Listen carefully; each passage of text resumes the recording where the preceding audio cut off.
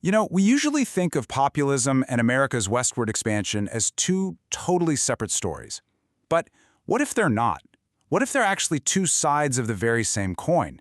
Today we're diving into a really powerful argument that connects them directly. So let's start with the official story.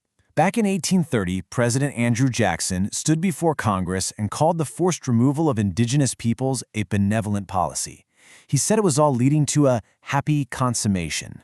It's pretty jarring to hear, right? But that's how this massive act of displacement was sold, as an act of kindness. And here's the twist, the connection that so often gets missed. This whole project was the brainchild of one of America's very first populist presidents. So how on earth do these two things, populism and removal, relate to each other? Well, some fascinating new academic research gives us a framework to understand it. Okay, let's dive into that populist president's project, the Indian Removal Act. So what did this act actually do? Well, it was signed into law in 1830, and it basically gave the president the green light to negotiate treaties. The whole goal was to move all American Indians living east of the Mississippi River to lands out west. And the primary targets here were sovereign nations living in the southeast, places like Georgia, Tennessee, and Alabama. All right, so that's the historical event.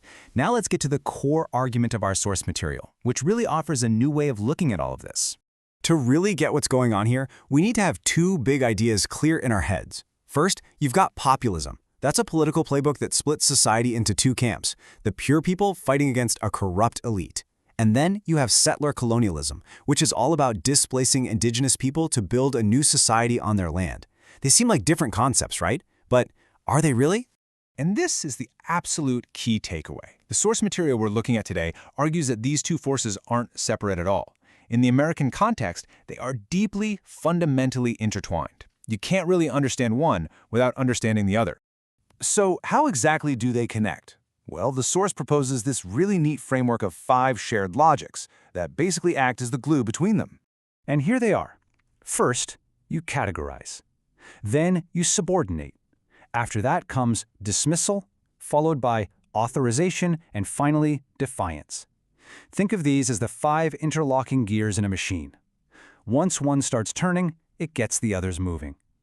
Now, let's see how this actually works in our case study. All right, now for the really interesting part. Let's take that 5-part framework and apply it directly to the Indian Removal Act to see these logics in action. First up, we have categorization. This is the basic step of just splitting people into groups. You draw a line and decide who belongs on which side, which is the first step to deciding who gets power and who doesn't. And you don't have to look hard to see this. Jackson did it himself, right in that 1830 address to Congress. He created this stark contrast between what he called a dense and civilized population, meaning the white settlers, and a few savage hunters. The categories couldn't be clearer, and the implied hierarchy was obvious. All right, on to logic number 2, subordination. So once you've created your categories, the next step is to deny rights and power to one of them. This is how you create a real, tangible hierarchy.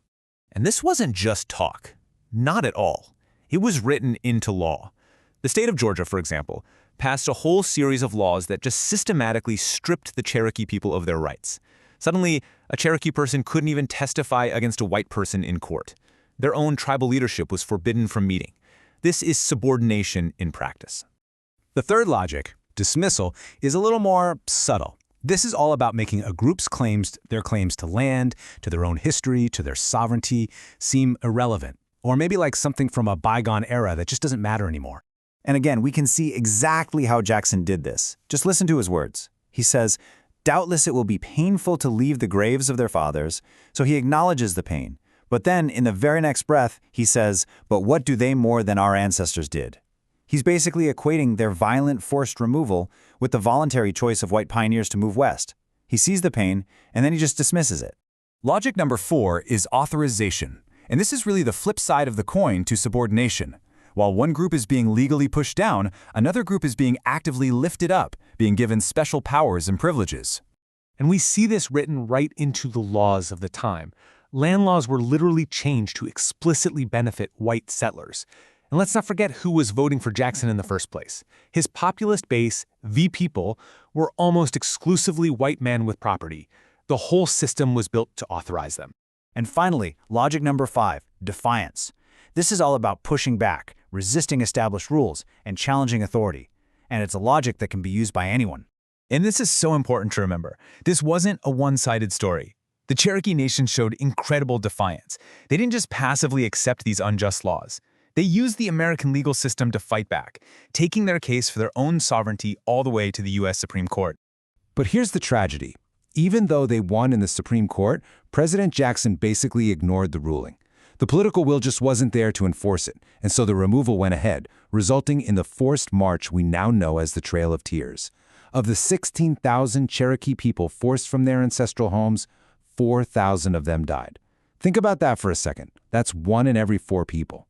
And what was the outcome of this immense human tragedy? 25 million acres of land were opened up.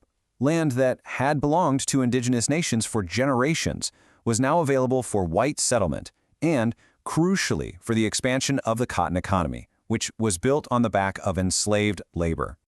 So, why does this nearly 200-year-old case study still matter so much today? Let's zoom out for the big final takeaway. Because here's the central argument of the source material. This isn't just a story about Andrew Jackson. These 5 logics we've talked about, categorize, subordinate, dismiss, authorize, and defy, they aren't just historical footnotes. They are foundational, continuous features of U.S. politics. They are patterns that show up again and again. The original paper actually applies this framework to other moments in U.S. history too. So the question I'll leave you with is this. Now that you have this lens, now that you can see these 5 logics, where else might you see them at work? In other historical moments, or maybe even in what's happening today? It's a really powerful tool for analysis, something to think about.